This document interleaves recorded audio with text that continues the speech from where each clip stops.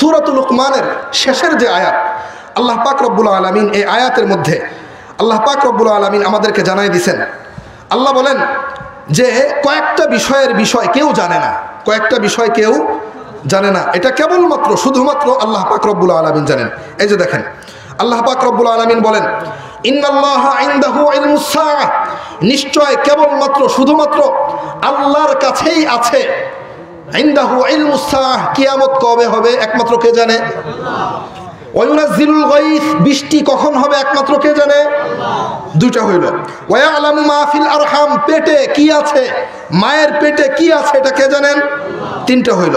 ওয়া মা তাদরি নাফসুন, কেউ জানে না মাযা তাকসিবু গাদা, আগামীকাল কি হবে। এরপরে ওয়া মা তাদরি নাফসুন, কেউ জানে না বিআইয়ি আরদিন তামুত, কোথায় সে মরবে।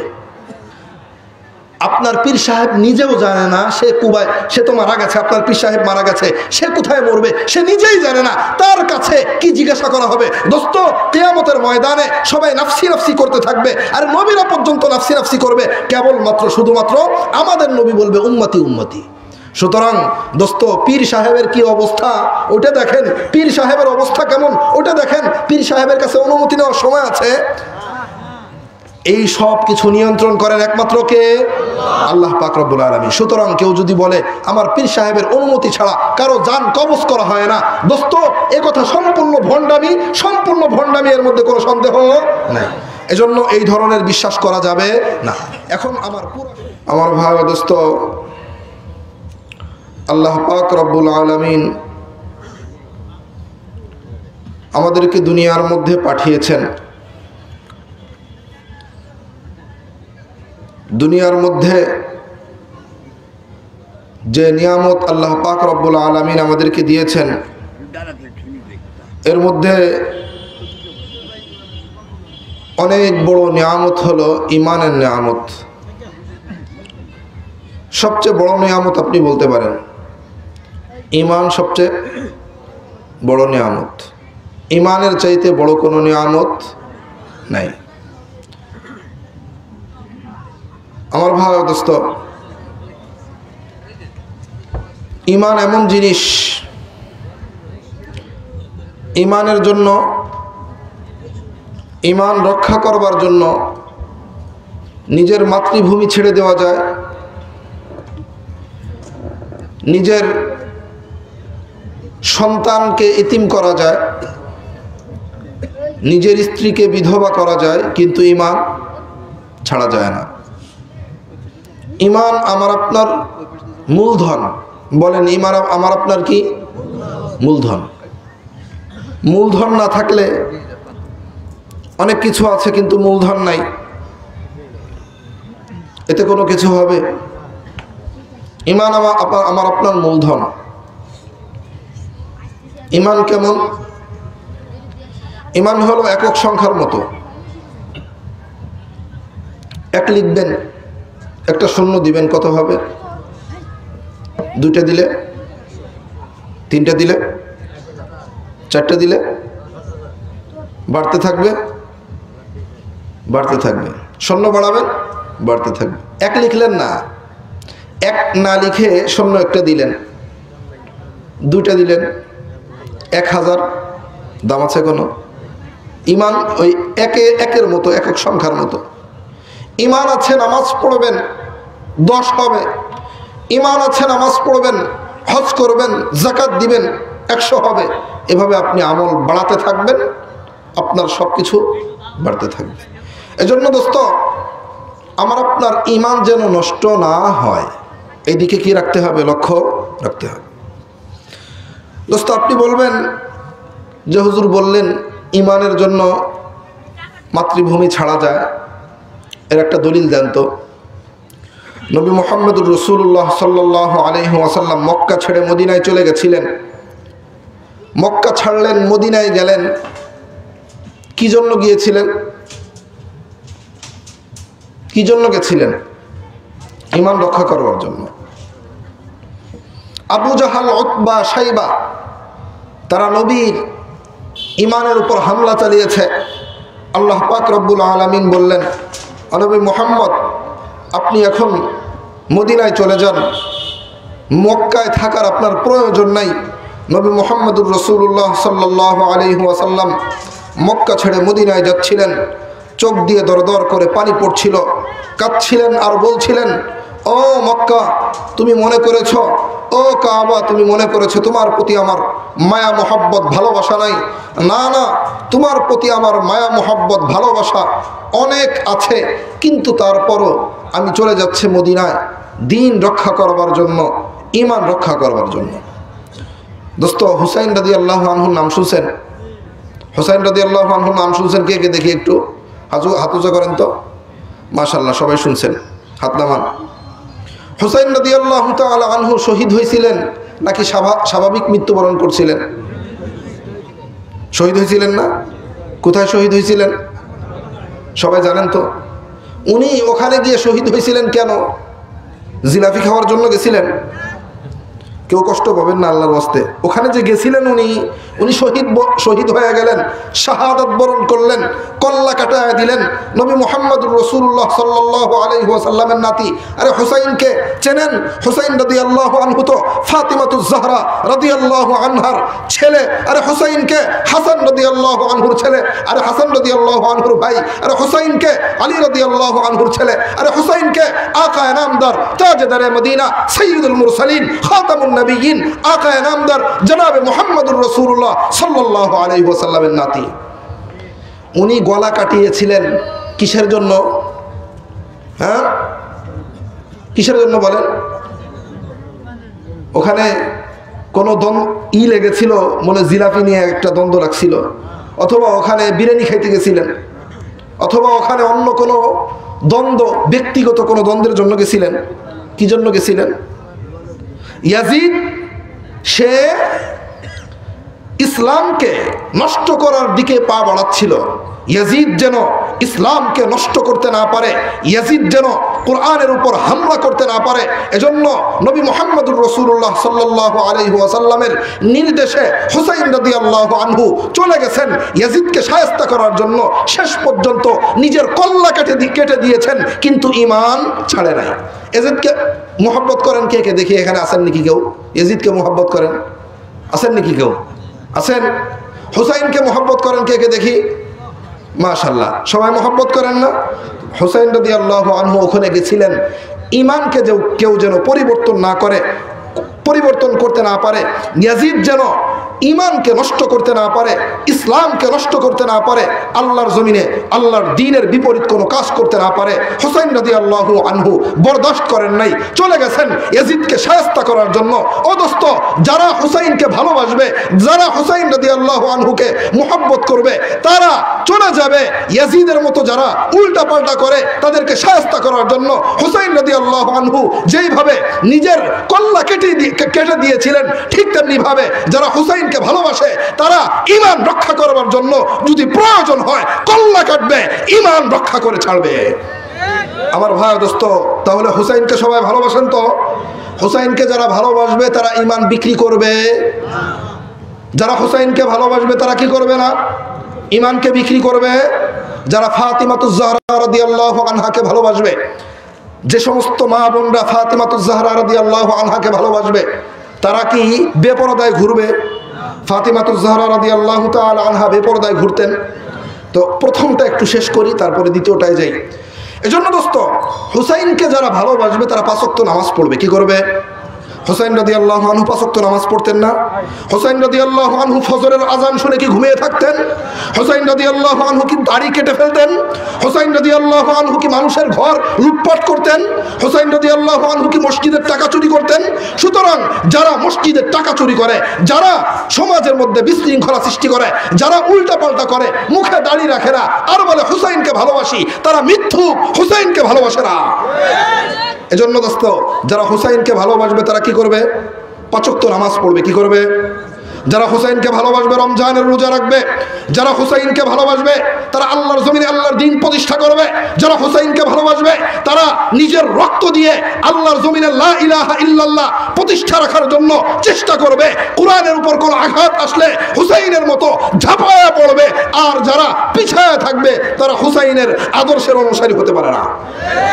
এজন্য দোস্ত ভালো করে মনে রাখবেন, হুসাইন একজন ব্যক্তি না, শুধু হুসাইন একটা চেতনার নাম। হুসাইন রাদিয়াল্লাহু আনহুর নাম বিক্রি করে খাওয়া যাবে না। ভালো করে মনে রাখবেন, যারা হুসাইনকে ভালোবাসবে তারা হুসাইনের আদর্শকে কি করবে? ভালোবাসবে। এবার বলি আমার ভাই দোস্ত, হুসাইন রাদিয়াল্লাহু আনহু যখন ইন্তেকাল করেছিলেন, ইন্তেকালের সময় উনি ওনার বোনকে বলে গিয়েছিলেন, জাইনাবকে, খবরদার আমি যখন মরে যাব বুকে হাত থাপড়াবা না, আমি যখন মরে যাব মুখে হাত থাপড়াবা না, মাথায় হাত থাপড়াবা না, উল্টা পাল্টা করবা না, বিলাপ করবা না। কে বলে গেছে? কে বলে গেছে?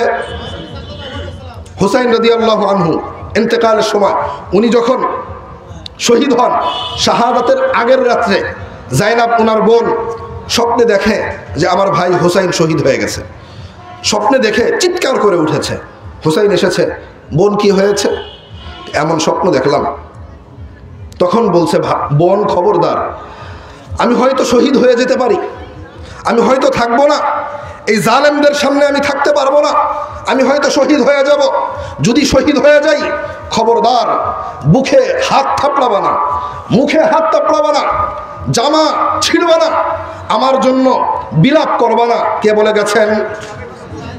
সুতরাং দোস্ত, হুসাইন রাদিয়াল্লাহু আনহুর ইন্তেকালের দিনকে লক্ষ্য করে আমরা যদি বুকে হাত মারি আর হাই হুসাইন করি, এটা কি হুসাইনের আদর্শ মানা হলো, না হুসাইন রাদিয়াল্লাহু আনহুর আদর্শকে পায়ের নিচে দেওয়া হলো?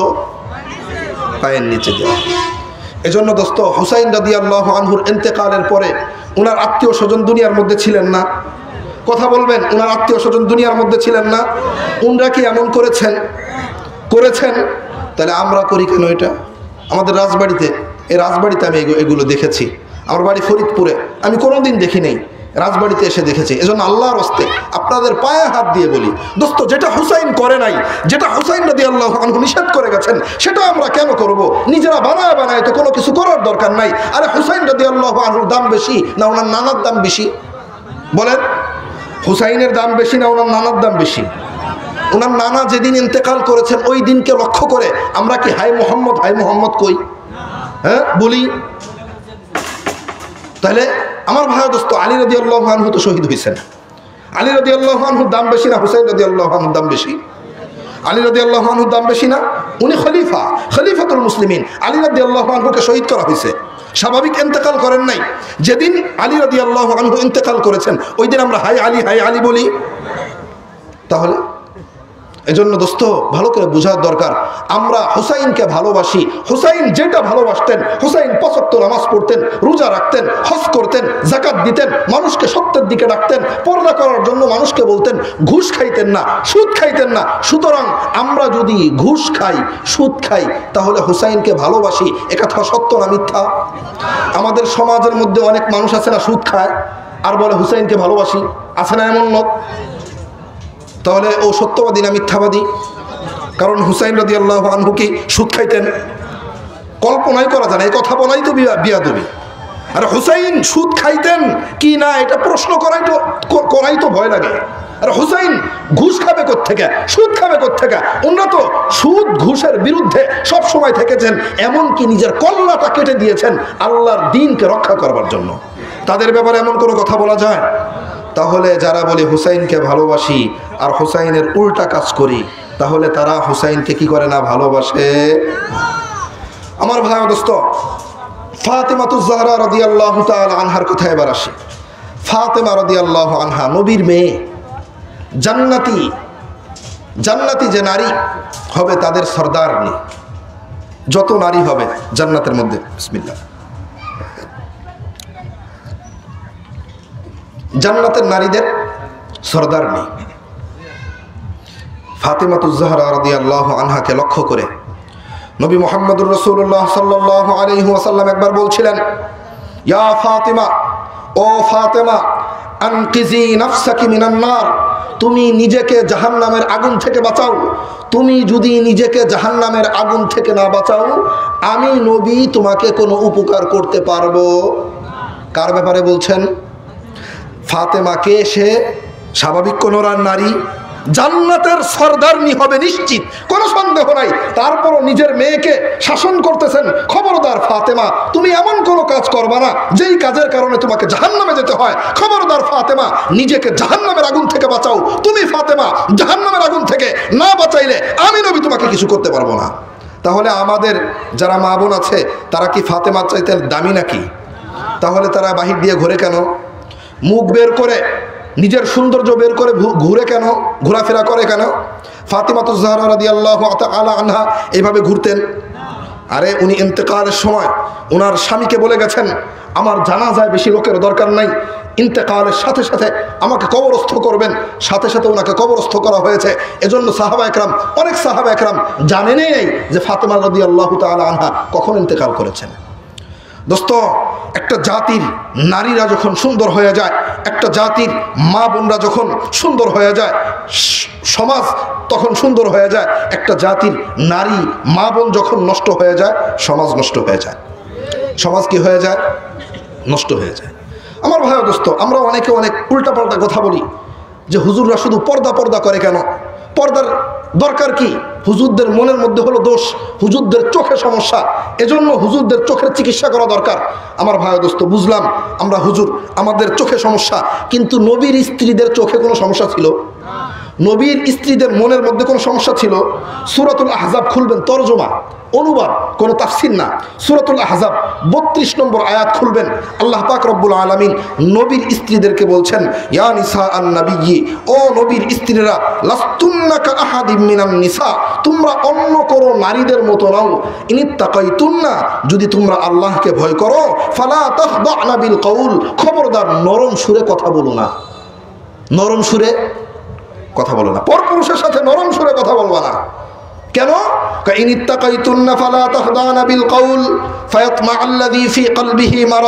তাহলে যাদের অন্তরের মধ্যে রোগ আছে তারা তোমাদেরকে ভোগ করার লিপ্সা করবে, তোমাদেরকে ভোগ করতে চাইবে। এজন্য হে নবীর স্ত্রীরা, নরম ভাষায় পরপুরুষের সাথে কথা বলবা না। আমার ভাই ও দোস্ত, নবীর স্ত্রীদেরকে পরপুরুষের সাথে নরম ভাষায় কথা বলতে নিষেধ করেছেন। নবীর স্ত্রীদের অন্তর বেশি ভালো না আমাদের স্ত্রীদের অন্তর বেশি ভালো? নবীর স্ত্রীরা যদি নরম ভাষায় কথা বলতে না পারে, তাহলে আমাদের স্ত্রীরা নরম ভাষায় কথা বলে, পরপুরুষের সাথে বলে না। সম্মানিত মা ও বোনেরা, আল্লাহর হস্তে আমাকে মাফ করবেন, যারা শুনছেন, আমার আওয়াজ শুনছেন, আল্লাহর হস্তে মাফ করবেন। যে কথাগুলো বলি, কথাগুলো একটু নেওয়ার চেষ্টা করবেন এবং ওইভাবে চলার চেষ্টা করবেন। দেখবেন আমাদের অধিকাংশ মা বোনরা স্বামীর সাথে সুন্দর আচরণ না। যখন দোকান পাটে যাবে তখন দোকানদারের সাথে কত সুন্দর কথা, ভাই কেমন আছেন, এই সেই। অথচ একজন নারীর জন্য সবচাইতে দামি হলো তার স্বামী। নবী মুহাম্মদুর রাসূলুল্লাহ সাল্লাল্লাহু আলাইহি ওয়াসাল্লাম বলেন, লাউ কুনতু আমারতু বিসসুজুদ, আমি যদি কোনো মানুষকে বলতাম সে যেন আরেকজনকে সিজদা করে, তাহলে প্রত্যেক নারীকে বলে দিতাম তারা যেন তাদের স্বামীকে সিজদা করে। যেহেতু কোনো মানুষকে সিজদা করতে পারে না, এজন্য নারীদেরকে এই কথা বলি নাই। যদি বলতাম তাহলে নারীদেরকেই বলতাম, যদি সিজদা করা জায়েজ হইতো তাহলে নারীদেরকে বলতাম তারা যেন তাদের স্বামীদেরকে সিজদা করে। এজন্য সম্মানিত মা ও বোনেরা, আপনার সবচাইতে দামি বস্তুটার নাম, আপনার সবচাইতে সম্মানী বস্তুটার নাম হলো স্বামী। এই স্বামীর খেদমত করবেন, এই স্বামীকে খেদমত করে রাজি করে আপনি জান্নাতি হয়ে যেতে পারবেন ইনশাআল্লাহ। একজন নারী যদি স্বামীর খেদমত করে, স্বামীকে রাজি রাখে, আর এই অবস্থায় সে মারা যায়, ইনশাআল্লাহ আশা করা যায় সে যদি নামাজ পড়ে, রোজা রাখে, ঈমান ঠিক থাকে, ইনশাআল্লাহ এই নারীকে আল্লাহ পাক রব্বুল আলামিন বলবেন কিয়ামতের ময়দানে, উদখুলিল জান্নাহ মিন আইয়ি আবওয়াবিল জান্নাতি শি'তি, তুমি জান্নাতে প্রবেশ করো জান্নাতের যে দরজা দিয়ে ইচ্ছা। আমার ভাই ও দোস্ত, একজন নারী জান্নাতে চলে যাবে স্বামীর খেদমত করার কারণে। তো সম্মানিত মা ও বোনেরা, আল্লাহর ওয়াস্তে স্বামীর খেদমত করি, আল্লাহর ওয়াস্তে স্বামীর খেদমত করি, স্বামীর আনুগত্য করি। এমনিভাবে পর্দার সাথে থাকি। পর্দা বড় ফরজ। পর্দা নষ্ট হওয়ার কারণে সারা দুনিয়া নষ্ট হয়ে গেছে। পর্দা নষ্ট হওয়ার কারণে কি হয়েছে? সারা দুনিয়া নষ্ট। দেখেন একজন মানুষ, একজন যুবকের মূল চাহিদা কি? মূল চাহিদা পেট, আর ভিন্ন এক চাহিদা আল্লাহ পাক রব্বুল আলামিন সৃষ্টিগতভাবে যেটা দিয়ে রাখছেন। এই দুইটার পিছনে সম্পদ এবং এই চাহিদা, এর কারণে সারা দুনিয়া ধ্বংস হয়ে যাচ্ছে।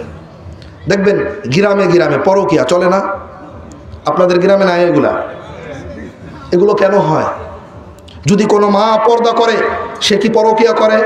কোনো মা যদি পর্দা করে, কোনো মা যদি পর্দার সাথে ঘরের মধ্যে থাকে, তাকে যদি কেউ না দেখে, তাহলে সে কি পরকীয়া করবে? আমার ভাই ও দোস্ত, এই পরকীয়া কেন হয়? পর্দার কারণে।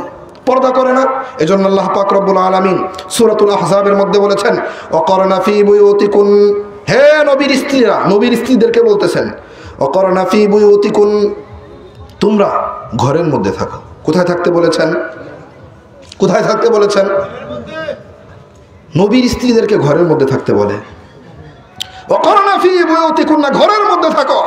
ওয়ালা তাবাররাজনা তাবাররুজাল জাহিলিয়াতিল উলা, জাহিলি যুগের নারীদের মতো প্রদর্শন করে বেরিও না।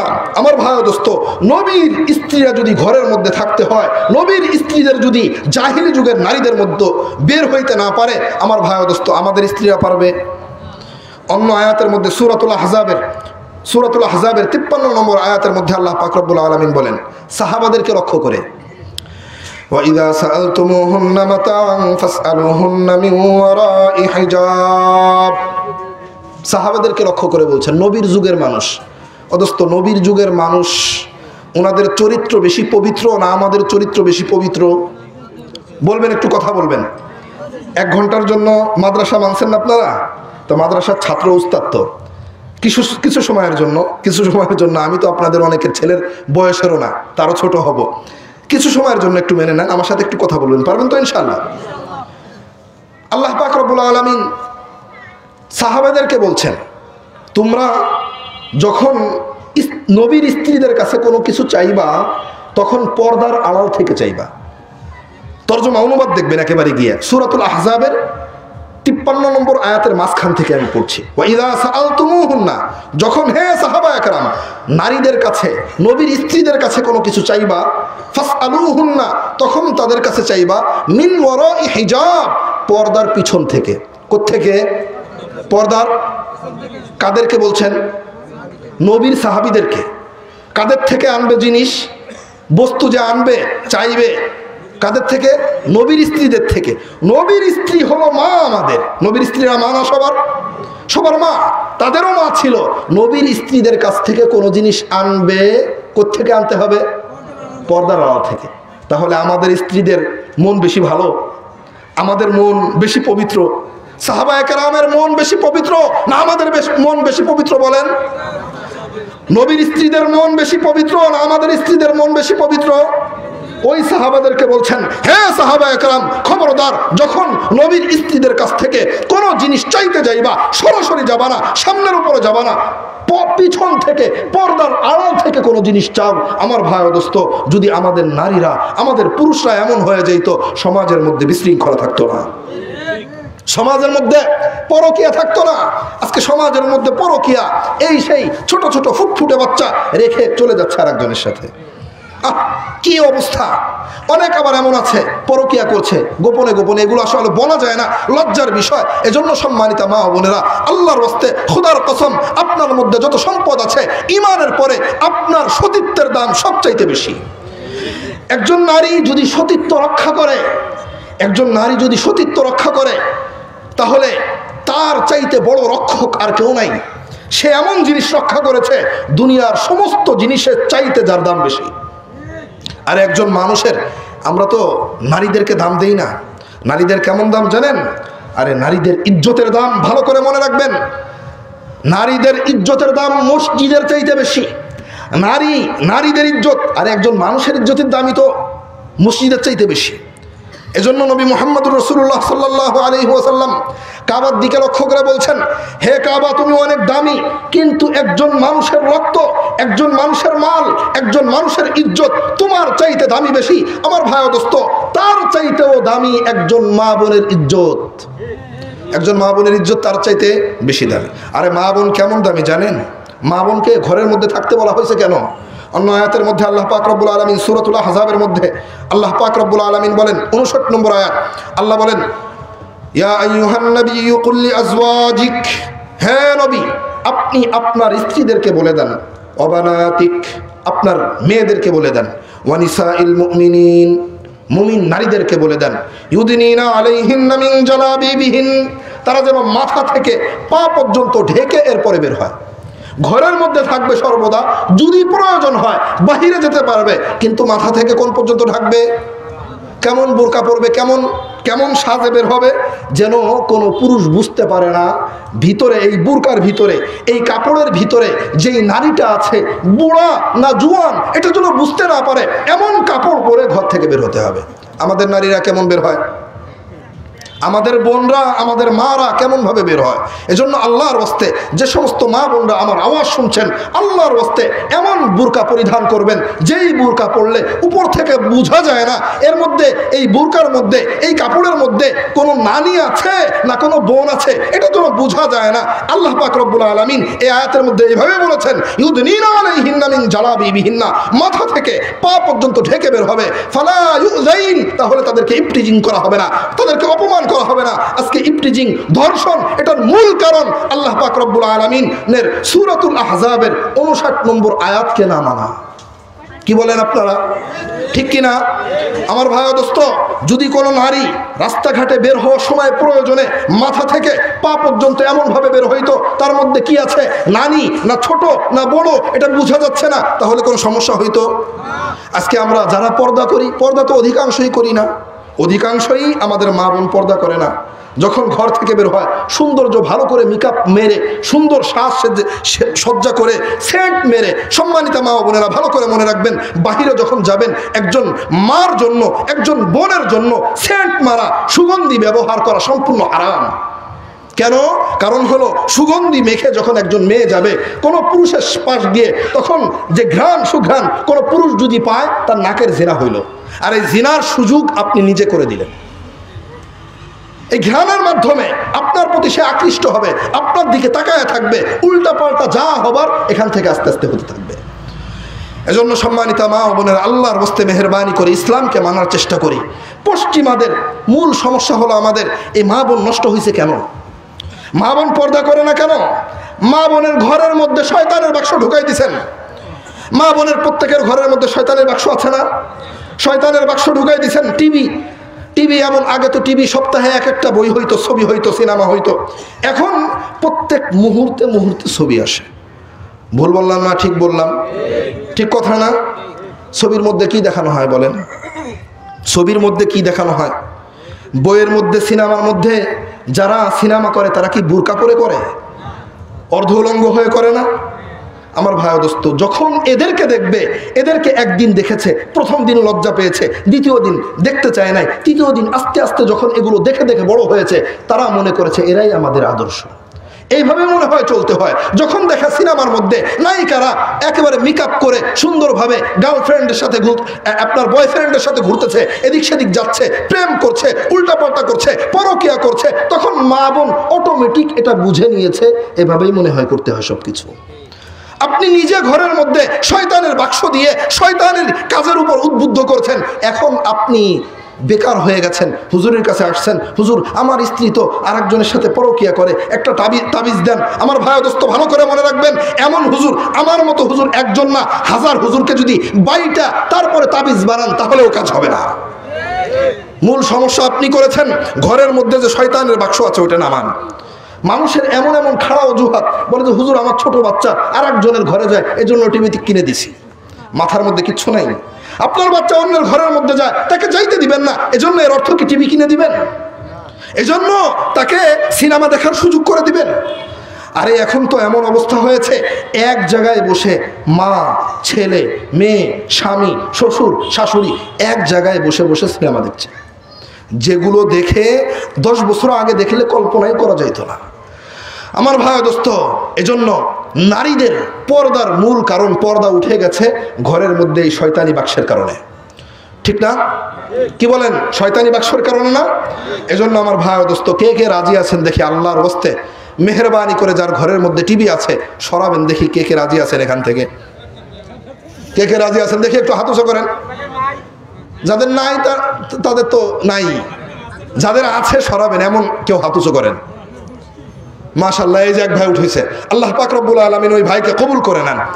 আল্লাহ পাক রব্বুল আলামিন ভাইকে কবুল করে নেন, জান্নাতি মানুষ বানায় দেন।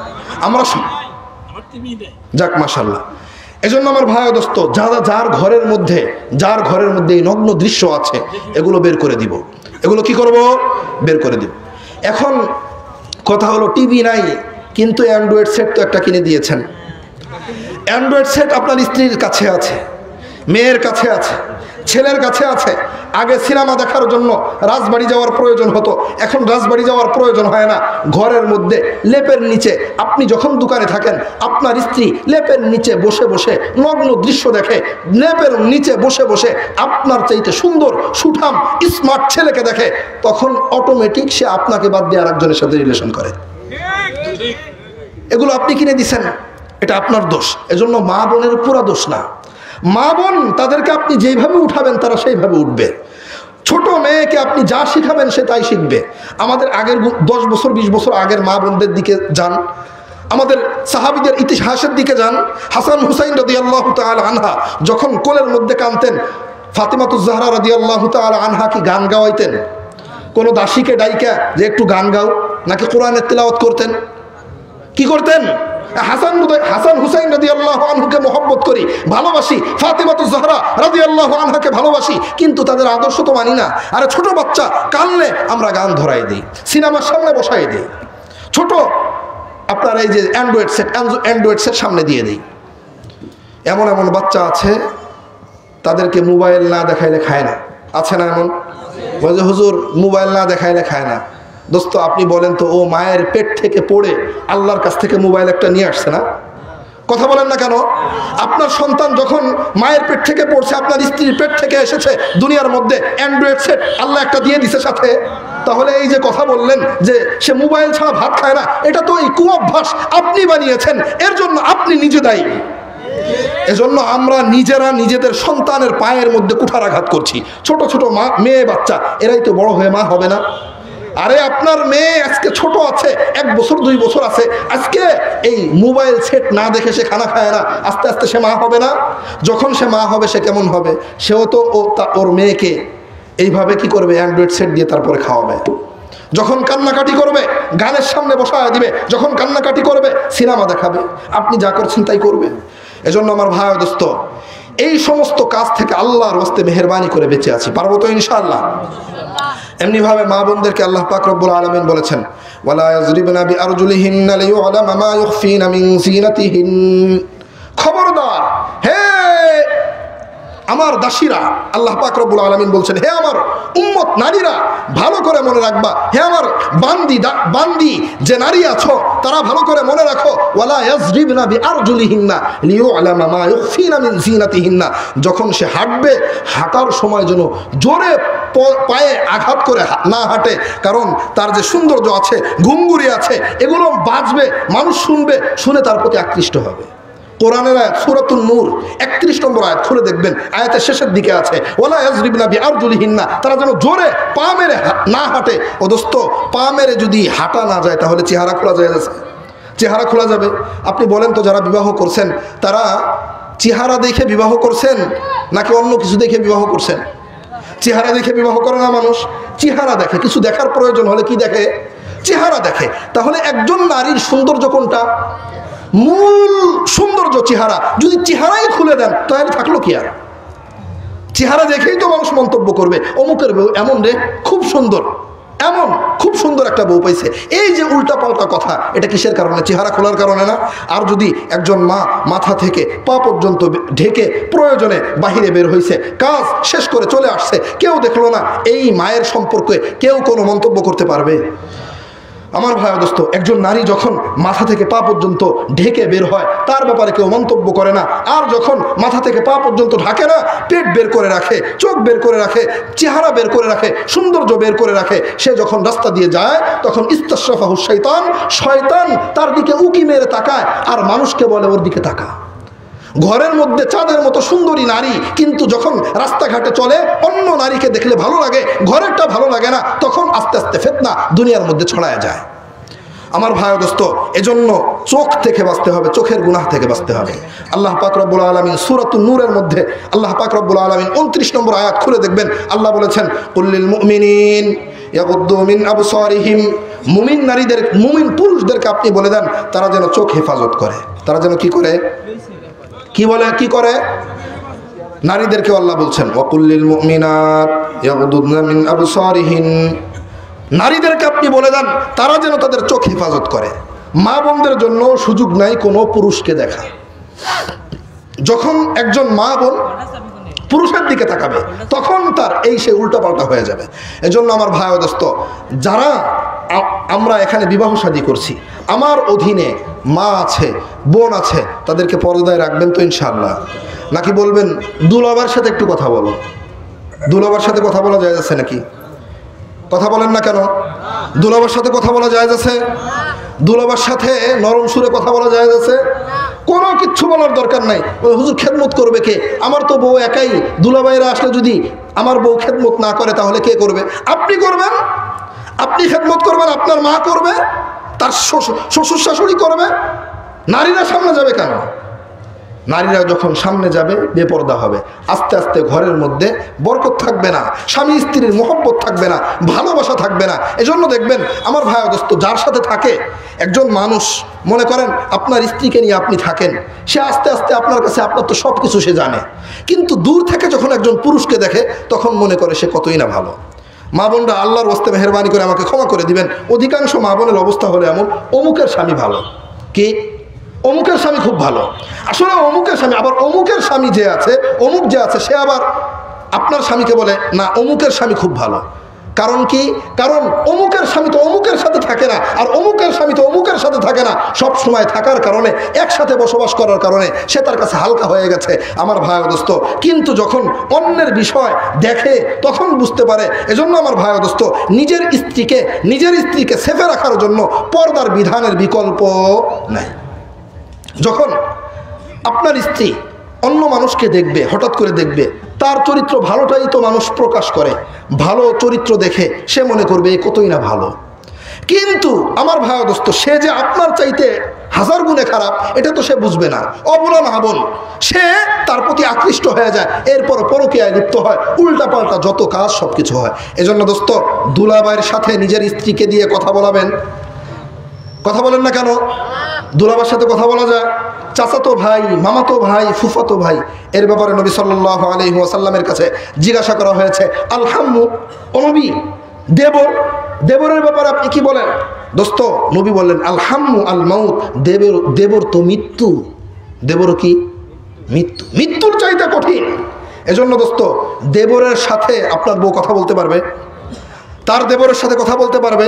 এজন্য আল্লাহর ওয়াস্তে মেহেরবানি করে মা বোন যারা আমার আওয়াজ শুনছেন, আল্লাহর ওয়াস্তে পর্দা করেন, পর্দা করে চলেন। দেবরের সাথে কথা বলা যায় না, দেখা দেওয়া যায় না, নিজের চাচাতো ভাইয়ের সাথে দেখা দেওয়া যায় না, মামাতো ভাই, ফুফাতো ভাই, খালাতো ভাই, এদের থেকেও পর্দা করতে হয়। কারণ শয়তান এদের মাঝে ঢোকে বেশি, এদের মাঝে কি করে? ঢোকে বেশি। এজন্য পর্দা যদি একজন মানুষ করে, একজন মা করে, তাহলে সে সুন্দর মা হয়। তার মাধ্যমে যে সন্তান দুনিয়ার মধ্যে আসে, ওই ঘরের মধ্যে বরকত আল্লাহ পাক রব্বুল আলামিন দান করে। কিন্তু আমার ভাই ও দোস্ত, ঘরের মধ্যে আপনি শয়তানের বাক্স ঢুকাই দিচ্ছেন, ওই পশ্চিমারা দেখায় যে না, তোমাকে সমান অধিকার দেয়নি, তুমি ঘরের মধ্যে থাকলে তোমার অধিকার খর্ব করা হয়। দোস্ত, একজন নারী ঘরের মধ্যে থাকলে তার স্বাধীনতা, না ঘর থেকে বের হইলে তার পরাধীনতা? ঘর থেকে বের হইলে কি তার স্বাধীনতা থাকে, না ঘরের মধ্যে থাকলে স্বাধীনতা থাকে? পশ্চিমারা বুঝায় মহিলারা ঘরের মধ্যে থাকবে না, ওরা ঘরের বাইরে থাকবে। ওরা কি করবে? ঘরের বাইরে থাকবে।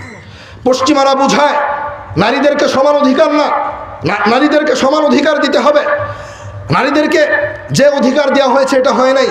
আমার ভাই ও দোস্ত, যদি আপনাকে আপনার চাচি মায়ের চেয়ে বেশি ভালোবাসে, এটা ভালো না মন্দ? এটা ভালো না। মায়ের চেয়ে চাচি বেশি ভালোবাসতে পারে। আমাকে আপনাকে সৃষ্টি করেছেন কে?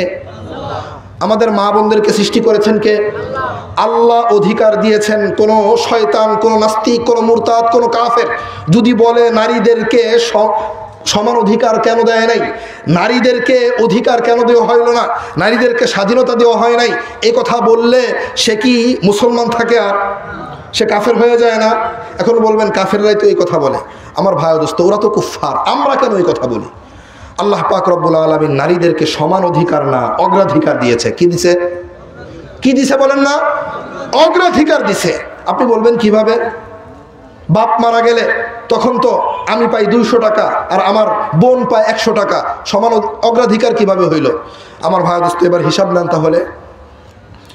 একজন নারী যখন দুনিয়ার মধ্যে আসে, একেবারে সাবালিকা হওয়া পর্যন্ত, বিবাহ দেওয়া পর্যন্ত খরচ কার? কথা বলবেন, খরচ কার? বাবার। বিবাহের পরে নারীর খরচ কার? স্বামীর। যদি স্বামী কোনো কারণে মারা যায় তাহলে সন্তানের, সন্তানও যদি মারা যায়, ইসলামী রাষ্ট্র থাকলে ইসলামের রাষ্ট্রের পক্ষ থেকে তার ভরণ পোষণ।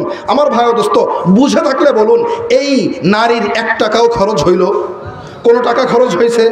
বিবাহের আগ পর্যন্ত পিতার খরচে চলেছে, বিবাহের পরে স্বামীর খরচে চলেছে, যখন স্বামী মারা গেছে সন্তানের খরচে চলেছে, সন্তান মারা গেছে অন্যত্র বিবাহ বসেছে, অথবা অন্য কোনোভাবে রাষ্ট্র তার খরচ চালিয়েছে। আমার ভাই দোস্ত, এবার পুরুষে আসেন। পুরুষ যখন বিবাহ করে, পুরুষ যখন বড় হয়, বিবাহ করার পর যে নিজের স্ত্রী আছে, স্ত্রীর ভরণ পোষণ নিজের দায়িত্বে, পিতামাতার ভরণ পোষণ নিজের দায়িত্বে, নিজের সন্তানাদির ভরণ পোষণ নিজের দায়িত্বে, শ্বশুর বাড়ি যাবে মিষ্টির পুটলা নিজ দায়িত্বে, ভ্যান ভাড়া দিবে ভ্যানের ভাড়া নিজ দায়িত্বে। স্বামী দেয় না এগুলো? না স্ত্রী দেয়? শ্বশুর বাড়ি যখন যান, আপনার স্ত্রী মিষ্টির পুটলা নেয় না, আপনি নেন? তাহলে নারীর কোনো খরচ আছে?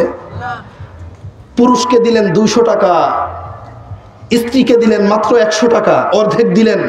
স্ত্রীর কোনো খরচ নাই, ওটা পড়ে থাকলো, আরো হইল, কিন্তু স্বামীর পকেটে টাকা নাই, সব শেষ। তাহলে আল্লাহ পাক রব্বুল আলামিন সমান দিছেন না বেশি দিছেন? ওই শয়তানরা, পশ্চিমারা, ওরা যেমনি ভাবে ওদের নারীদেরকে পশু বানিয়েছে, ওইভাবে আমাদের নারীদেরকে পশু বানাতে চায়। আপনি বলবেন যে হুজুর কেমন কথা বললেন, পশ্চিমা নারী, ওরাও তো মানুষ, তাদেরকে পশু বললেন কেন? এবার শোনেন তাহলে, একটু শোনেন, না শুনলে তো বুঝবেন না। আমার ভাই দোস্ত, পশ্চিমাদের এই আমেরিকার মধ্যে একটা পার্ক আছে। আমার এক ভাই আছে, উনি ওখানে গিয়েছেন, আমেরিকায় গিয়েছেন। সে আমাকে বলেছে যে ভাই, ওখানে নাকি একটা পার্ক আছে, যেই পার্কের মধ্যে যেই নারী যেই পুরুষ ঢোকে তার মাথা থেকে পা পর্যন্ত একটা সুতাও থাকে না। নাউযুবিল্লাহি মিন যালিক, পুরো উলঙ্গ। বলেন এইভাবে কোনো মানুষ থাকে না কুকুর থাকে? কথা বলেন। তাহলে ওরা আমাদের মা বোনদেরকে কি সমান অধিকার দিতে চায় না কুকুর বানাতে চায়? কুকুর বানাতে চায়। এবার শোনেন, ওরা যে সমান অধিকার দিতে চায় আমাদের মা বোনদেরকে, এই যে মিডিয়ার মাধ্যমে প্রকাশ করে, ডিসলাইনে দেখে, আসলে সমান অধিকার না দোস্ত। ওদের দেশে মা বোনদেরকে যেখানে সেখানে লাঞ্ছিত করে, যেখানে সেখানে ধর্ষণ করে। প্রত্যেক 9 মিনিটে একজন কিশোরী ধর্ষিতা হয়, প্রত্যেক 73 সেকেন্ডে একজন নারী ধর্ষিতা হয়, প্রত্যেক 19 সেকেন্ডে একজন নারী যৌন হয়রানির শিকার হয়। এগুলো হলো নিজের অনিচ্ছায়, এগুলো হলো নিজের অনিচ্ছায়। আর যেইগুলো নিজেরা ইচ্ছা করে করে, ওটার হিসাব না। 2013 সালে একটা রিপোর্ট প্রকাশ পেয়েছিল, দ্য ওয়াশিংটন রিপোর্ট নামে একটা রিপোর্ট প্রকাশ পেয়েছিল। ওই রিপোর্টের মধ্যে বলা হয়েছে 2013 সালের কথা, আজ থেকে কত বছর আগে? 11 বছর আগে। ওই সময়ের কথা, আমেরিকার 48% নারী সর্বপ্রথম যে বাচ্চাটা জন্ম দেয় সেটা হলো জারজ। নাউযুবিল্লাহ। তাদের রিপোর্ট, এটা আমাদের রিপোর্ট না। কত বছর আগের কথা? কত বছর আগে? শতকরা কতজন? 48 জন নারী সন্তান যেটা জন্ম দেয়, ওটার কোনো বাপ মা কি নাই? ঠিক, বাপ ঠিক নাই, মা ঠিক আছে, মা তো ঠিক থাকবেই, জারজ সন্তান। তাহলে ওরা যে আমাদের মা বোনদেরকে সমান অধিকার দিতে চায়, স্বাধীনতা দিতে চায়, আমাদেরকে নারী অধিকারের কথা শোনাতে চায়, দোস্ত বুঝে থাকলে বলুন তো কোন অধিকার দিতে চায়? ওদের দেশে যেমনি ভাবে নারীরা ধর্ষিত হয়, ওরা চায় আমাদের নারীরাও ধর্ষিত হোক। যেমনি ভাবে ওদের দেশে বিভিন্ন জায়গায় নারীরা লাঞ্ছিত হয়, ওরা চায় আমাদের নারীরাও লাঞ্ছিত হোক। যেমনি ভাবে ওদের দেশে নারী থাকে না, অমানুষ হয়ে যায়, কুকুর শুকুরে পরিণত হয়েছে, ওরা চায় আমাদের মা বোনদেরকে কুকুর শুকুর বানাতে। এজন্য সম্মানিত মা বোনেরা, যারা আমার আওয়াজ শুনছেন, আল্লাহর ওয়াস্তে মেহেরবানি করে পশ্চিমাদের নীতি গ্রহণ করবেন না। আপনার সবচাইতে দামি জিনিস মাথা থেকে পা পর্যন্ত এই দেহ রক্ষা করে আপনি নামাজ পড়বেন, রোজা রাখবেন, হজ করবেন, যাকাত দিবেন, স্বামীর খেদমত করবেন, মোটামুটি ঘরের মধ্যে সন্তান প্রতিপালন করবেন, মোটামুটি যতটুকু পারেন ইবাদত করবেন, আল্লাহর বিধান পালন করবেন, ইনশাআল্লাহ আপনি জান্নাতি একজন নারী। আর যদি নিজের সতীত্ব রক্ষা না করেন তাহলে যত যা কিছু করেন সব শেষ হয়ে যাবে। এজন্য একটা দেশ, একটা এলাকা সুন্দর হয়ে যায় নারীরা সুন্দর হইলে। এজন্য আমার ভাই দোস্ত, নারীরা একা একা আবার সুন্দর হইতে পারে না। তারা পর্দা করতে চায়, আপনি যদি পর্দা করতে না দেন। তারা আপনার দুলাভাইয়ের সামনে যাবে না, আপনি যদি বলেন এই এত পর্দা করিস কি জন্য, যা, তাহলে সে পারবে। সে মনে করেন বাহিরে যাবে না, বাহিরে কলসিতে করে পানি আনতে হবে, আপনার একটু পানি এনে দিতে হবে, ওনাকে পানি এনে দাও, এটা করলে সে পর্দা করতে পারবে? এগুলো করতে হয়, সহযোগিতা লাগে। মা বোন একা একা পারে না। বাহিরে সে যদি রাস্তায় যেতে হয় তাহলে পর্দা থাকলো, পর্দা থাকলো। বর্তমান মা বোন হলো যখন বাজারে যায় তখন বোরকা পরে, যারা পরে, আর যারা পরে না তো তাদের কোনোই নাই। এজন্য আমার ভাই দোস্ত, শুধু মা বোন তারা পর্দা করতে একা একা পারবে না, আপনাদের সহযোগিতা লাগবে। সহযোগিতা করবেন কে কে দেখি ইনশাআল্লাহ, কে কে সহযোগিতা করবেন মা বোনের পর্দার জন্য। আল্লাহ পাক রব্বুল আলামিন সকলকে তৌফিক দান করেন। আমার ভাই দোস্ত, আপনার স্ত্রী, আপনার ঘরের নারীরা যখন সুন্দর হবে তখন দেখবেন ঘরের মধ্যে শান্তি আর শান্তি। এই শান্তি আপনারা চান না আমার ভাই দোস্ত? এজন্য এই শান্তি লাগবে। এই শান্তির জন্য আমাদের আরও কিছু কাজ করতে হবে, সেটা হলো নিজেরা নবীর জীবনী পড়তে হবে। আলী রাদিয়াল্লাহু আনহু এর জীবনী পড়তে হবে। ফাতিমাতুজ জাহরা রাদিয়াল্লাহু তাআলা আনহার জীবনী নিজের বউকে, নিজের স্ত্রীকে, নিজের মেয়েকে পড়াতে হবে। খাদিজাতুল কুবরা, নবীর যে স্ত্রীরা ছিল তারা কেমন ছিল, ওই সময় মহিয়সী নারীরা কেমন ছিল, তারা তাদের ঈমান কেমন ছিল, পর্দা কেমন ছিল, এগুলো তাদেরকে শিখাইতে হবে। ঘরের মধ্যে তালিম করতে হবে, ঘরের যারা আছে তাদেরকে নিয়ে শিক্ষা দিতে হবে। যদি এটা করা যায় ইনশাআল্লাহ, ইনশাআল্লাহ আপনার ঘর জান্নাতের একটা টুকরা হবে ইনশাআল্লাহ। চান না আপনারা সবাই আপনার ঘর জান্নাতের টুকরা হোক? এটা চান কে কে দেখি ইনশাআল্লাহ। আল্লাহ পাক রব্বুল আলামিন সকলকে তৌফিক দান করেন। আমার ভাই দোস্ত, এজন্য আমরা এই কাজগুলো করার চেষ্টা করব। আরও নেক আমলের মধ্যে আরও নেক আমল আছে। আমরা শুধু মনে করি নামাজ পড়া, রোজা রাখা, হজ করা, যাকাত দেয়া, এটাই শুধু নেক আমল। এটা ছাড়া অন্য কোনো নেক আমল নাই দোস্ত। নামাজ পড়া, রোজা রাখা, হজ করা, যাকাত দেওয়া, এটাকে সবাই ইবাদত মনে করে, কিন্তু এমন এমন ইবাদত আছে যে ইবাদতকে মানুষ ইবাদতই মনে করে না। যেমন ঘুষ না খাওয়া, এটা ইবাদত। ঘুষ ইবাদত। সুদ না খাওয়া ইবাদত। এটা শুধু খালি ইবাদত না, অনেক বড় ইবাদত। সুদ খায়, সুদের লেনদেন করে এমন লোক আমাদের সমাজে কম না বেশি? কি পরিমাণ? অনেক মানুষ। এবার শোনেন সুদের ব্যাপারে আল্লাহ পাক রব্বুল আলামিন পবিত্র কোরআনুল কারীমের মধ্যে বলেছেন, ইয়া আইয়ুহাল্লাযীনা আমানু ওয়াদারু মা বাকিয়া মিনার রিবা ইন কুনতুম মুমিনিন। তোমরা যে সুদ খাও, যে সুদ দাও, যেটার বাকি আছে, বকেয়া আছে, এটা ছেড়ে দাও। ফাইন লাম তাফআলু ফাযনু বিহারবিন মিনাল্লাহি ওয়া রাসূলিহি। যদি সুদ ভিত্তিক অর্থ ব্যবস্থা ছেড়ে না দাও, সুদ ছেড়ে না দাও, ফাযনু বিহারবিন মিনাল্লাহি ওয়া রাসূলিহি, আল্লাহ ও তার রাসূলের বিরুদ্ধে যুদ্ধের ঘোষণা শুনে নাও। যারা সুদ খায়, সুদ দেয়, তারা কার সাথে যুদ্ধ করে? কথা বলেন, কার সাথে যুদ্ধ করে? আল্লাহর সাথে। বিসমিল্লাহ।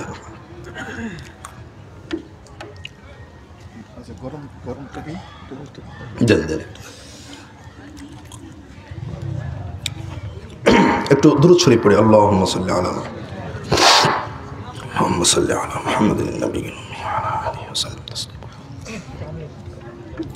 আল্লাহ বলছেন, ফাইন লাম তাফআলু, যদি তোমরা সুদ না ছেড়ে দাও, কার সাথে যুদ্ধের ঘোষণা শুনে নাও?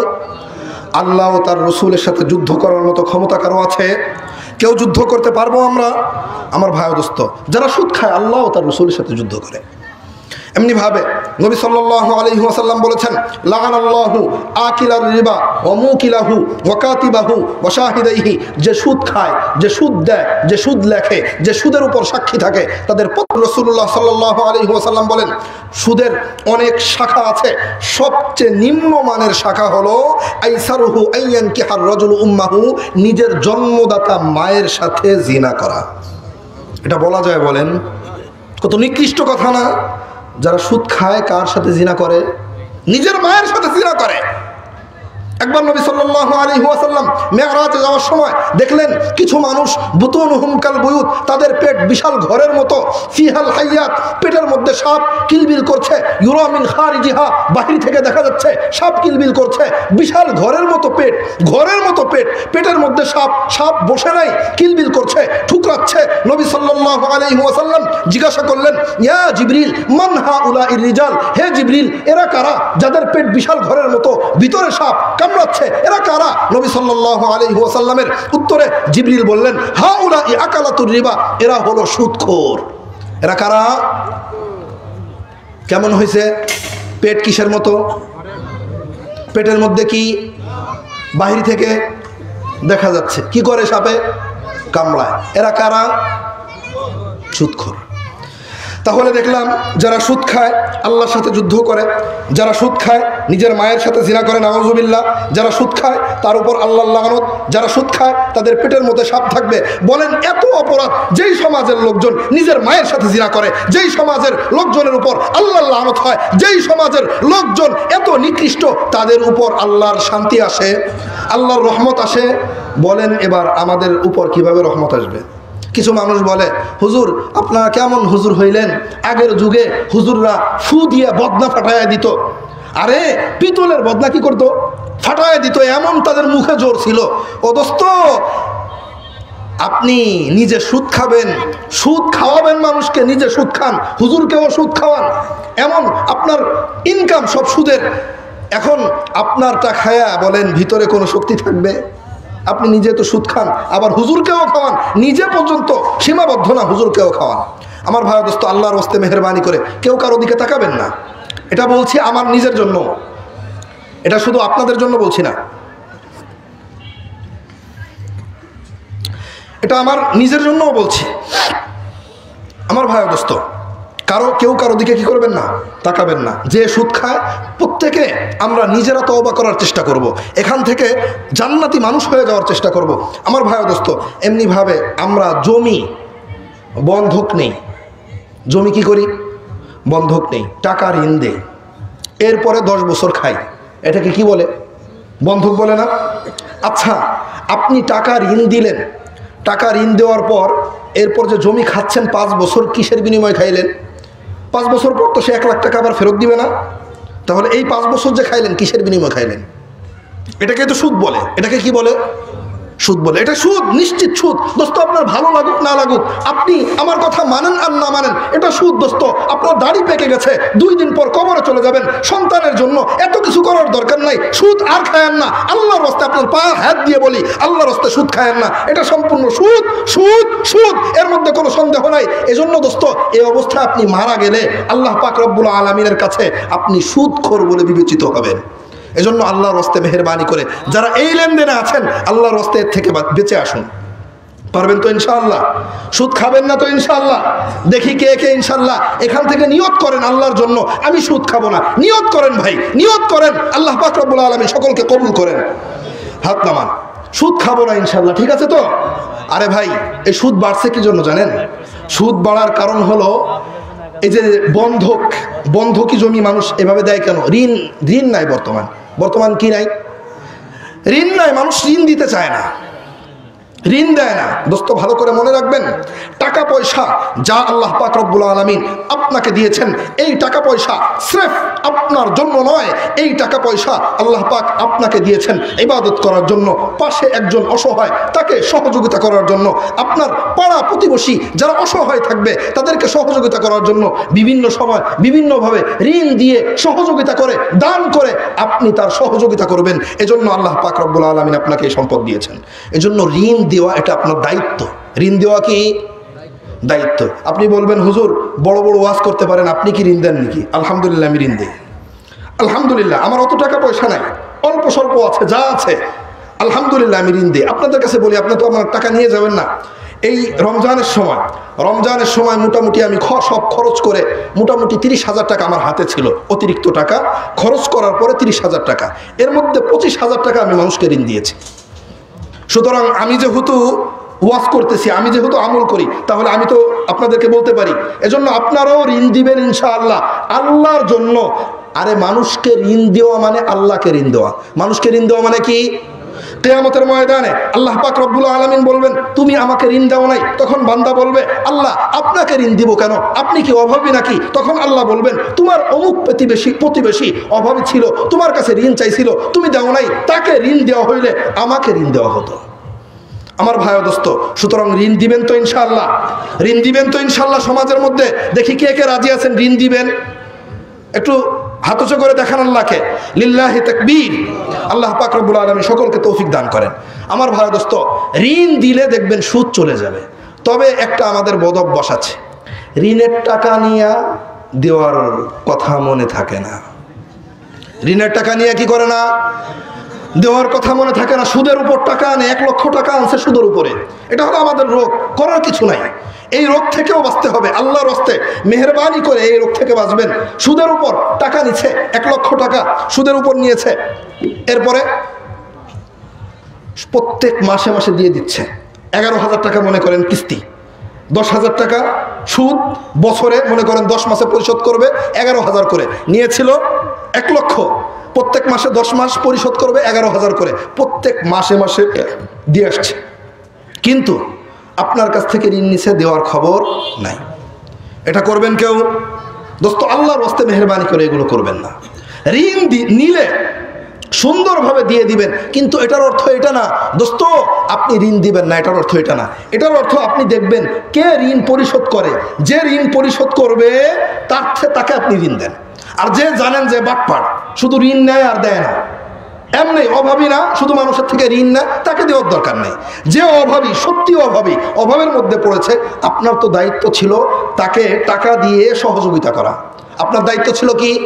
তাকে টাকা দিয়ে সহযোগিতা করা। সেখানে যদি আপনি একটু ঋণ দিয়ে সব পেয়ে যান, আল্লাহকে ঋণ দিতে পারেন, তাহলে এর চাইতে সৌভাগ্যের কোনো কিছু আছে? এজন্য দোস্ত ঋণ দিবেন তো সবাই ইনশাআল্লাহ? আল্লাহ পাক সকলকে তৌফিক দান করে। আমার ভাই ও দোস্ত, এমনিভাবে আরো অনেক পাপের কথা আছে। পাপ থেকে বাঁচা এটা নেকির কাজ। পাপ থেকে বাঁচা কি? নেকির কাজ। এজন্য পাপ থেকে বাঁচবেন তো ইনশাআল্লাহ? নামাজের পাশাপাশি যত পাপ আছে, মিথ্যা কথা বলা যাবে না। নবী সাল্লাল্লাহু আলাইহি ওয়াসাল্লাম বলেছেন, মান ইয়াজমাননি মা বাইনা লাহইয়াইহি ওয়া মা বাইনা রিজলাইহি আজমান লাহুল জান্নাহ। যে ব্যক্তি জবান এবং লজ্জাস্থানের মাঝে, দুই উরুর মাঝে যেই জিনিসটা আছে অর্থাৎ লজ্জাস্থান, এই দুইটা অঙ্গের গ্যারান্টি দিবে, আল্লাহ রাসূল সাল্লাল্লাহু আলাইহি ওয়াসাল্লাম বলেন তাকে আমি জান্নাতের গ্যারান্টি দিব। সুবহানাল্লাহ। কয়টা জিনিসের গ্যারান্টি দেওয়া লাগবে? বলেন কয়টা জিনিসের? জিহ্বা, লজ্জাস্থান। জিহ্বা, লজ্জাস্থান। বলেন তো গীবত হয় কিসের মাধ্যমে? জবানের মাধ্যমে। মিথ্যা কথা, মানুষকে কষ্ট দেয়, জবানের মাধ্যমে। কটু কথা জবানের মাধ্যমে আমরা বলি। বিবিকে কটু কথা বলা যাবে নাকি? কথা বলেন না? বিবিরা কি দাসী নাকি? স্ত্রীরা কি দাসী? তাদেরকে কটু কথা বলা যাবে? কটু কথা বলা এটা পাপ, বড় পাপ। আবার মা বোন যারা আছি, আল্লাহর রাস্তে মেহেরবানি করে আপনার সবচেয়ে বড় সম্পদ আপনার স্বামী, তাকে কটু কথা বলবেন না, তাকে কষ্ট দিবেন না। কষ্ট দিলে আপনার জিহ্বা কাটা হবে। এজন্য আল্লাহর রাস্তে স্বামী স্ত্রী মিল মোহব্বত ভালোবাসার সাথে থাকবো। যেই ঘরে স্বামী স্ত্রী মিল মোহব্বত থাকে, খোদার কসম করে বলছি ওই ঘরে আল্লাহর রহমত নাজিল হয়। এজন্য সবাই স্বামী স্ত্রী যারা আছেন মিল মোহব্বত ভালোবাসার সাথে থাকবেন তো ইনশাআল্লাহ? ইনশাআল্লাহ সকলে থাকার চেষ্টা করবেন। আচ্ছা আমার ভাই দোস্ত, এইভাবে মিল মোহব্বত। তাহলে জবানের মাধ্যমে পাপ হয় না? জবানকে যদি গ্যারান্টি দিতে পারি আর লজ্জাস্থানকে গ্যারান্টি দিতে পারি, আল্লাহর রাসূল বলেন আমি তোমার জান্নাতে যাওয়ার গ্যারান্টি দিলাম। আপনি বলবেন হুজুর এই দুইটা অঙ্গ তাহলে তা আমি আজকের থেকে করব। করেন, আপনি জান্নাতি। করেন, আপনি দেখেন কতটুক পারেন, চেষ্টা করেন, ইনশাআল্লাহ পারবেন। আমি আপনাদেরকেই বলছি না, কিন্তু দেখেন পাপ কোন এই দুইটা দিয়েই হয়। মানুষ, সারা দুনিয়ার মানুষ পাপ করে, এই দুইটা দিয়ে পাপ করে। এজন্য আমার ভাই দোস্ত,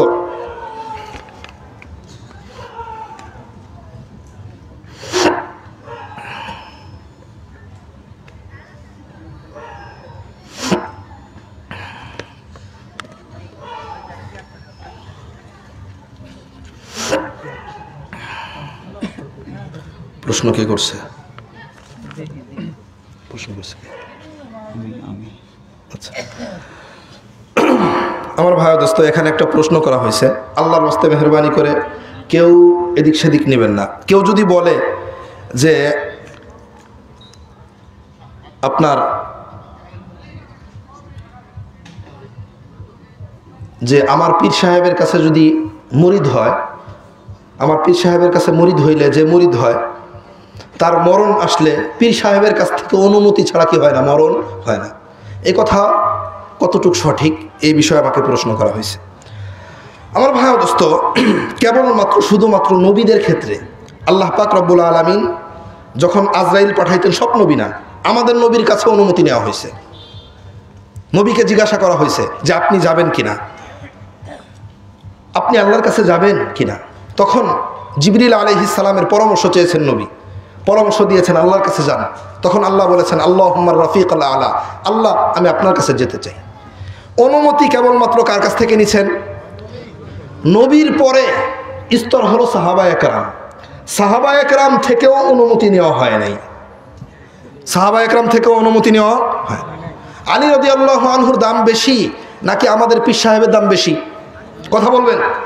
আলী রাদিয়াল্লাহু আনহু যখন ইন্তেকাল হয়েছে তখন ওনার থেকে অনুমতি নেওয়া হয় নাই। হুসাইন রাদিয়াল্লাহু আনহুর দাম বেশি না আমাদের পীর সাহেবের দাম বেশি? হুসাইন রাদিয়াল্লাহু আনহু যখন শাহাদাত বরণ করেছিলেন ওনার কাছ থেকে অনুমতি নেওয়া হয়নি। আমার ভাই দোস্ত, এমনিভাবে সুতরাং যদি কেউ বলে আমার পীর সাহেবের কাছ থেকে অনুমতি নিয়ে আসে, সে অনুমতি দিলে তখন জান কবজ করা হয়, এটা সম্পূর্ণ ভণ্ডামি কথা। সম্পূর্ণ কি কথা? ভণ্ডামি কথা দোস্ত। আল্লাহর রাস্তায় মেহেরবানি করে বুঝার চেষ্টা করবেন দোস্ত। আল্লাহ পাক রব্বুল আলামিন নবী সাল্লাল্লাহু আলাইহি ওয়াসাল্লামকে যেই বিষয় নবীকে দেন নাই, যদি এমন হইতো, এমন কথা বলতেন আপনি, যে এমন কথা কোনোদিন শুনছেন যে কোনো নবীর উম্মতকে জান হরণ করার জন্য নবীর কাছে অনুমতি নেওয়া হয়? শুনছেন? তাহলে নবীর কাছে যদি অনুমতি না নেওয়া হয়, আপনার পীর সাহেবের কাছ থেকে অনুমতি নেওয়ার কি দরকার আছে? আপনার পীর কি আল্লাহ? সব কিছু কার অনুমতিতে হয়? বলেন সবাই, সব কিছু কার অনুমতিতে হয়? কেবলমাত্র শুধুমাত্র আল্লাহ যখন বলেন অমুককে নিয়ে আসো, তখন নিয়ে আসে। আল্লাহ পাক রব্বুল আলামিন সূরা আপনার একটু ওয়েট,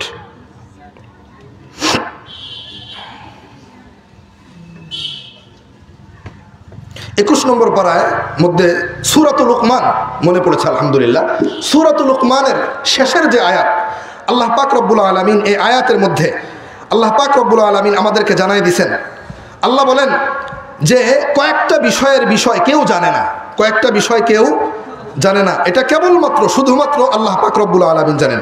এই যে দেখেন, আল্লাহ পাক রব্বুল আলামিন বলেন ইন্নাল্লাহা ইনদাহু ইলমুস সাআহ, নিশ্চয় কেবলমাত্র শুধুমাত্র আল্লাহর কাছেই আছে ইনদাহু ইলমুস সাআহ, কিয়ামত কবে হবে একমাত্র কে জানে? ওয়া ইউনাজ্জিলুল গায়স, বৃষ্টি কখন হবে একমাত্র কে জানে? দুইটা হইল। ওয়া ইয়ালামু মা ফিল আরহাম, পেটে কি আছে, মায়ের পেটে কি আছে এটা কে জানেন? তিনটা হইল। ওয়া মা তাদরি নাফসুন, কেউ জানে না মাদা তাকসিবু গাদা, আগামীকাল কি হবে। এরপরে ওয়ামা তাদরি নাফসুন, কেউ জানে না বিআইয়ি আরদিন তামুত, কোথায় সে মরবে। আপনার পীর সাহেব নিজেও জানে না, সে কুবায়, সে তো মারা গেছে, আপনার পীর সাহেব মারা গেছে, সে কোথায় মরবে সে নিজেই জানে না, তার কাছে কি জিজ্ঞাসা করা হবে? দোস্ত, কিয়ামতের ময়দানে সবাই নাফসি নাফসি করতে থাকবে, আর নবীরা পর্যন্ত নাফসি নাফসি করবে। কেবলমাত্র শুধুমাত্র আমাদের নবী বলবে উম্মতি উম্মতি। সুতরাং দোস্ত, পীর সাহেবের কি অবস্থা ওটা দেখেন, পীর সাহেবের অবস্থা কেমন ওটা দেখেন। পীর সাহেবের কাছে অনুমতি নেওয়ার সময় আছে। এই সব কিছু নিয়ন্ত্রণ করেন একমাত্র কে? আল্লাহ পাক রব্বুল আলামিন। সুতরাং কেউ যদি বলে আমার পীর সাহেবের অনুমতি ছাড়া কারো জান কবজ করা হয় না, দোস্ত এ কথা সম্পূর্ণ ভণ্ডামি, সম্পূর্ণ ভণ্ডামি, এর মধ্যে কোনো সন্দেহ নাই। এজন্য এই ধরনের বিশ্বাস করা যাবে না। এখন আমার পুরো সময়ের কথাটা আমি বলে দেই আমার ভাই দোস্ত। 1 নম্বরে আমি কথা বলেছি ঈমানের কথা, ঈমান রক্ষা করতে হবে। বিস্তারিত ঈমানের উপর আমি কথা বলতে পারি নাই, কারণ হলো আমাকে বলা হয়েছে পর্দার উপর একটু কথা বলবেন, গুনাহের উপর একটু কথা বলবেন, পর্দা মূল বিষয় আমাকে দেওয়া হয়েছে, এজন্য ওখানে কথা বলছি। ঈমানের বিষয় আমার মূল ইচ্ছা ছিল, ঈমানের উপর কথা বলি নাই। আমি আশা করি ইনশাআল্লাহ পরে যে কথা বলবেন উনি ঈমানের উপর কথা বলবেন। আমার ভাই দোস্ত, এরপরে বলেছি পর্দার গুরুত্ব। পর্দা যদি থাকে, নারীরা যদি সুন্দর থাকে ইনশাল্লাহ আমাদের সমাজ সুন্দর হবে। এরপরে সুদ থেকে বাঁচতে বলেছি, পাপ থেকে বাঁচতে বলেছি। আল্লাহ পাক রব্বুল আলামিন আমাদের সকলকে পাপ থেকে বাঁচার তৌফিক দান করেন। নারীদেরকে, মা বোনদেরকে পর্দায় রাখার তৌফিক দান করেন। মা বোনরা যেন তাদের ইজ্জত রক্ষা করে আল্লাহর কাছে উপস্থিত হতে পারে তৌফিক দান করেন। সুবহানাল্লাহি ওয়া বিহামদিহি সুবহানাকাল্লাহুম্মা ওয়া বিহামদিকা আশহাদু আল্লা ইলাহা ইল্লা আনতা আস্তাগফিরুকা ওয়া আতুবু ইলাইক।